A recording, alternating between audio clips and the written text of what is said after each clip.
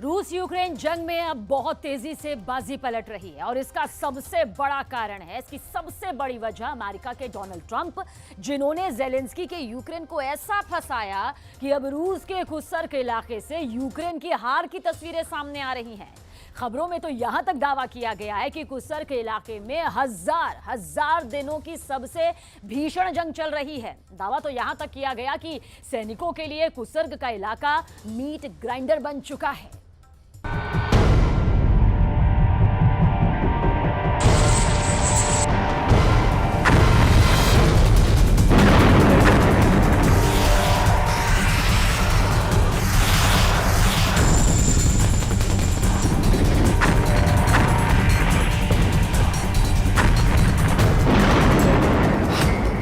Ukraine की हार का लाइव टेलीकास्ट।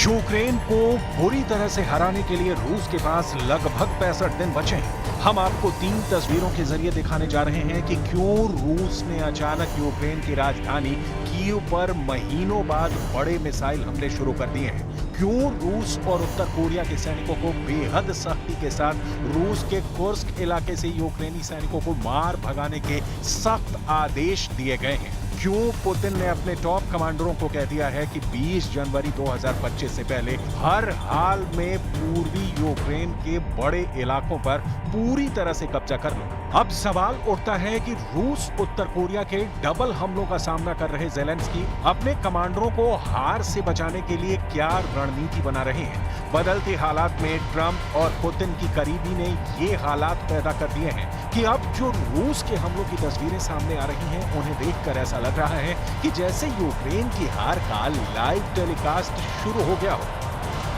कुर्स्क से जीतेंगे यूक्रेन।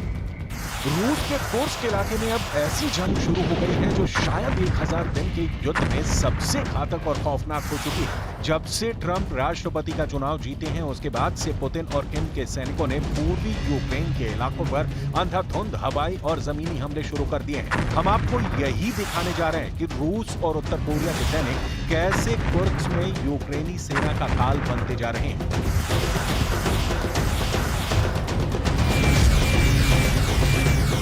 रूस के कुर्स्क पर 6 अगस्त 2024 को यूक्रेन ने जबरदस्त पलटवार ये सोचकर किया था कि रूस से हारी बाजी जीत लेंगे, लेकिन यूक्रेनी सेना को कुर्स्क उल्टा पड़ चुका है। अब खबर आ रही है कि यूक्रेन के सैनिक लगभग 102 मोर्चे से भाग गए हैं, जबकि पुतिन ने कुर्स्क में अतिरिक्त 50,000 रूसी सैनिकों को भयानक हमला करने के लिए भेज दिया है। कुछ वॉर रिपोर्ट में दावा किया गया है कि यूक्रेनी सेना बुरी तरह से कुर्स्क हार रही है। इधर अमेरिका ने पहली बार आधिकारिक रूप से माना है कि उत्तर कोरिया में 10,000 सैनिक रूस की तरफ से यूक्रेन पर हमले शुरू कर चुके हैं। दावा किया जा रहा है कि रूस ने अपने इलाके कुर्स्क से यूक्रेन में काफी अंदर तक हमले शुरू कर दिए हैं, ताकि ज्यादा से ज्यादा यूक्रेनी इलाकों पर कब्जा किया जा सके।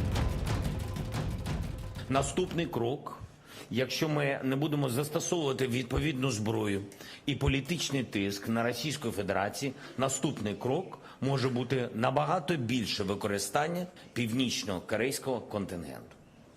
Тому що Путін завжди дивиться, яка реакція світу. Я вважаю, на сьогодні вона недостатня.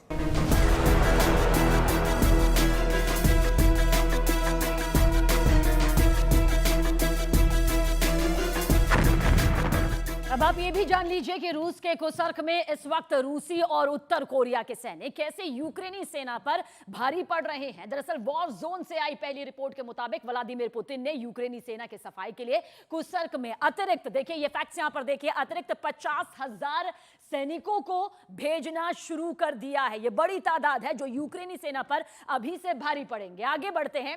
दूसरी खबर यह है कि कुर्स्क में यूक्रेनी सैनिकों को भयंकर नुकसान यहां पर झेलना पड़ रहा है। किस तरह से रूस की खुफिया रिपोर्ट में यह दावा किया गया है कि इस वक्त कुर्स्क में अकेले ही हर दिन यूक्रेनी सेना के 11 100 सैनिक जो हैं वो मारे जा रहे हैं। ये हर दिन का हिसाब है और इस हिसाब से अकेले 10 दिन का यहां पर जिक्र करें तो आपको मालूम चलेगा कि कुसर्क से यूक्रेनी सेना का किस तरह से सफाया हो सकता है। आगे बढ़ते हैं। तीसरी खबर यह है कि कुसर्क में लगभग 1000 यानी 1000 दिनों की सबसे भीषण जंग जो है वो अब भी यहां पर जारी है, जो बताती है कि रिपोर्ट्स में यह दावा किया गया है कि कुसर्क इस वक्त रूस और यूक्रेनी सैनिकों के लिए किस तरह से मीट ग्राइंडर यहां पर बन चुका है, जहां भारी संख्या में दोनों ही तरफ से सैनिक मारे जा रहे हैं। कुल मिलाकर आप समझिए कि किस तरह से रूस के 50,000 सैनिक जो हैं वो कुसर्क में भेजना और साथ ही साथ लगभग 1100 जो यूक्रेनी सैनिकों की मौत हर दिन के हिसाब से, और साथ ही रूस के कुसर्क को ऐसा मीट ग्राइंडर यहां पर बना चुका है, यानी चारों तरफ लाशों का अंबार। ये फैक्ट्स बताते हैं किस तरह से लग चुका है। इधर दूसरी तरफ यूक्रेन के पास हथियारों की भारी कमी शुरू हो गई है। नाटो भी यूक्रेन की वैसी मदद नहीं कर पा रहा है जिससे यूक्रेन को जीत दिलाई जा सके। इस वक्त यूक्रेन जीतने के लिए, खुद को बचाने के लिए युद्ध कर रहा है। कुछ वीडियो में यूक्रेनी सेना का दावा है कि उसने रूसी सेना को भारी नुकसान पहुंचाया है। जरा देखिए भारतीय यूक्रेनी सेना क्या क्या दावे कर रही है। यूक्रेन की 95 एयरबॉर्न असॉल्ट ब्रिगेड ने 11 नवंबर 2024 को ड्रोन फुटेज के जरिए बड़ा दावा किया है। यूक्रेनी सेना का दावा है कि कुर्स्क क्षेत्र में रूसी सैनिकों पर भीषण हमले किए गए हैं, जिसमें रूसी सेना के साथ साथ उत्तर कोरिया के सैनिक भी मारे गए हैं। यूक्रेन के शीर्ष कमांडर का दावा है कि पश्चिमी कुर्स्क क्षेत्र से यूक्रेनी सेना ने रूसी सेना के बख्तरबंद वाहनों के परखच्चे उड़ा दिए हैं। यूक्रेनी सेना का दावा है कि रूसी सैनिकों को घातक मीट ग्राइंडर में पीसा जा रहा है। दावों के मुताबिक रूसी सेना की 810वीं समुद्री ब्रिगेड को हमलों में अकल्पनीय नुकसान हुआ है। पिछले 5 दिनों में कुर्स्क क्षेत्र में भयंकर जंग में हजारों सैनिकों की जान गई है। 국방군이 파병을 통해서 특별 군사작전에 참전을 하게 되면 현대전에 필요한 다양한 전투 기술, 무기 체계를 습득을 하고 뭐 그런 걸 바탕으로 해서 새로운 이제 군사 전략, 군사 교리를 만들어 가겠죠.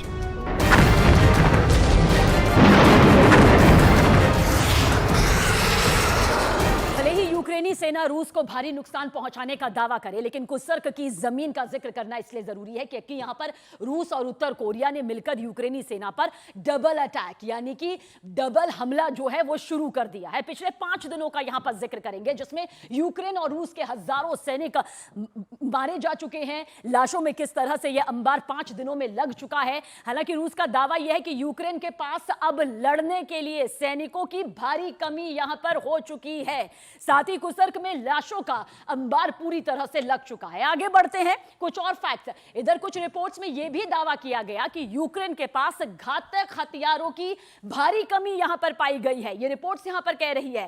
साथ ही इसी की वजह से रूसी सेना का सामना यूक्रेनी सेना पूरी ताकत के साथ नहीं कर पा रही क्योंकि उसके पास वो हथियार नहीं है और लगभग 102 मोर्चों से यूक्रेनी सेना मुकाबला छोड़कर यहां पर भाग चुकी है, फरार हो चुकी है। रिपोर्ट्स ये भी बताती है। साथ ही ऐसे हालातों में अगर यूक्रेनी सेना अगले 65 दिनों के अंदर रूस और उत्तर कोरिया के हमलों के सामने अपना सरेंडर कर देती है, जैसा कि ये फैक्ट्स यहां पर कह रहे हैं, तो यूक्रेन की हार तय है। रूस और उत्तर कोरिया के डबल अटैक ने पिछले 5 दिनों में यूक्रेनी सेना को पूरी तरह से बिखेर कर रख दिया है और इसकी सबसे बड़ी वजह नेटो का वो धोखा है जिसकी उम्मीद यहां पर यूक्रेन ने नहीं की थी, जिसकी वजह से यूक्रेन के पास हथियारों की भारी कमी यहां पर हो चुकी है। А сьогодні також окрема доповідь ГУР та Служби зовнішньої розвідки щодо північно-корейських військових на території Росії. Вже 11 тисяч в Курській області. Ми бачимо збільшення північно-корейців і не бачимо збільшення реакції партнерів. На жаль. इधर दूसरी तरफ रॉकेटमैन के नाम से मशहूर उत्तर कोरिया के supreme leader Kim Jong Un ने अपनी परमाणु मिसाइल का परीक्षण करके पूरे यूरोप और अमेरिका तक खलबली मचा दी है। उत्तर कोरिया के हॉसोंग 19 इंटरकॉन्टिनेंटल बैलिस्टिक मिसाइल यानी आईसीबीएम ने तहलका मचा कर रख दिया है। उत्तर कोरिया के गुमनाम इलाके में इस मिसाइल का टेस्ट किया गया है। 3 मिनट से ज्यादा के इस वीडियो में साफ देखा जा सकता है कि ट्रांसपोर्टर इरेक्टर लॉन्चर पर रखी हुई इस मिसाइल की लंबाई लगभग कुतुब मीनार के बराबर है। अमेरिकी मीडिया की रिपोर्ट के मुताबिक दक्षिण कोरिया के ज्वाइंट चीफ्स ऑफ स्टाफ का कहना है कि मिसाइल की रेंज जबरदस्त है।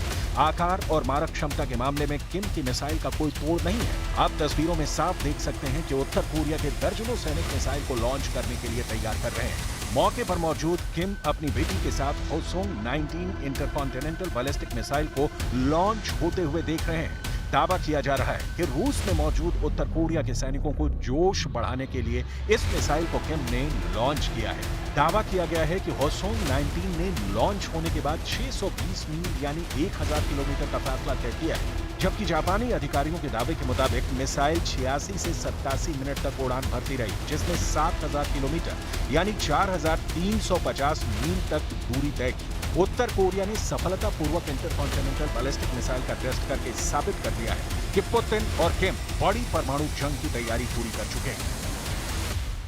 Я думаю, що якщо дуже швидке, це я не знаю цю ідею. Ми не говорили про це з президентом Трампом. Я думаю, що він буде готуватися зі своєю командою до тих чи інших пропозицій або поглядів його. Да, я думаю, що все це попереду. इधर नाटो देश फ्रांस के राष्ट्रपति इमैनुअल मैक्रो ने तो साफ कह दिया है कि अगर रूस के खिलाफ नाटो शाकाहारी बना रहेगा और जंग नहीं करेगा तो ये नाटो को तबाह कर देगा। हम भले ही अब रूस के खिलाफ मांसाहारी ना बने, लेकिन वक्त को देखते हुए हमें सर्वहारी हर हाल में बनना पड़ेगा, वरना यूक्रेन के साथ साथ यूरोप की हार और तबाही तय है। कुल मिलाकर पुतिन 20 जनवरी 2025 से पहले हर हाल में यूक्रेन के ज्यादा से ज्यादा इलाकों पर कब्जा करना चाहते हैं, ताकि यूक्रेन को सरेंडर करने के लिए मजबूर किया जा सके। यही वजह है कि रूस के कुर्स्क में रूस और उत्तर कोरिया के सैनिकों ने यूक्रेनी सेना पर हमले बेहद तेज कर दिए हैं।